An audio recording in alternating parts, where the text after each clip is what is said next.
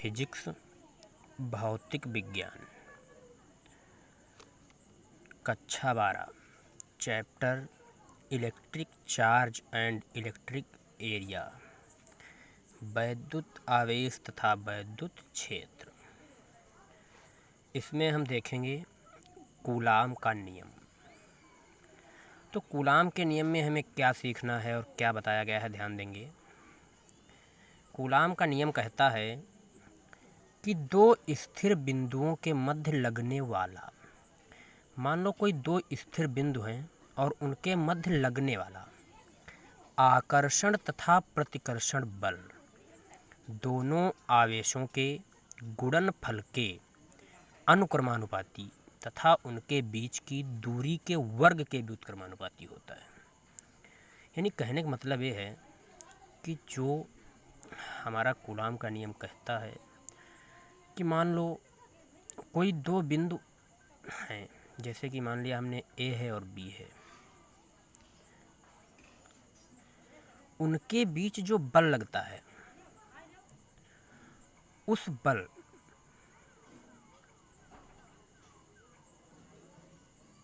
को लगाने के लिए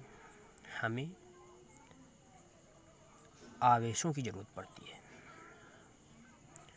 तो उनके मध्य लगने वाला जो बल है, यानी कि आकर्षण बल तथा प्रतिकर्षण बल, वो दोनों आवेशों के गुणनफल के, यानी जो उन बिंदुओं के आवेश हैं, जैसे मान लो ए का आवेश Q1 है और बी का आवेश Q2 है, तो उन दोनों आवेशों के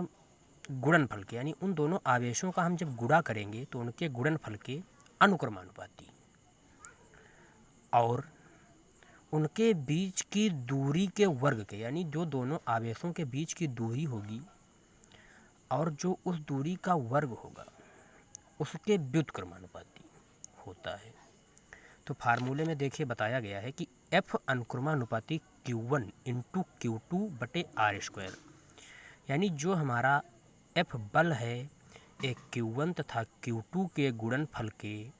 अनुक्रमानुपाती और इसके बीच की दूरी के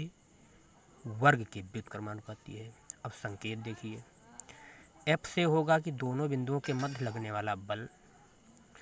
Q1 होगा प्रथम बिंदु का आवेश, Q2 होगा द्वितीय बिंदु का आवेश और R जो है वो दोनों आवेशों के बीच की दूरी होगी।